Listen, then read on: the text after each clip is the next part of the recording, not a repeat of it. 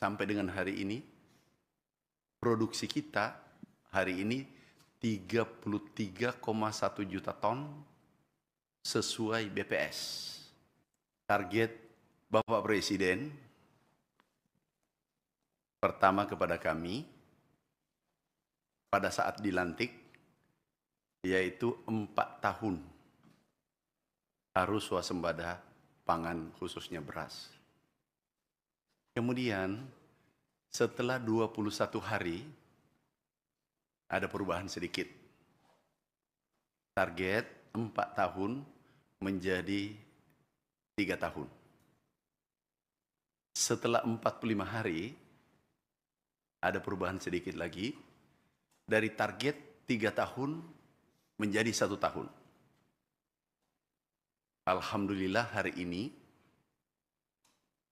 mudah-mudahan tidak ada aral melintang. 2 bulan ke depan, kurang lebih 3 bulan. Insya Allah Indonesia tidak impor lagi.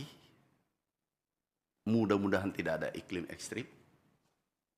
Kita swasembada. Dan hari ini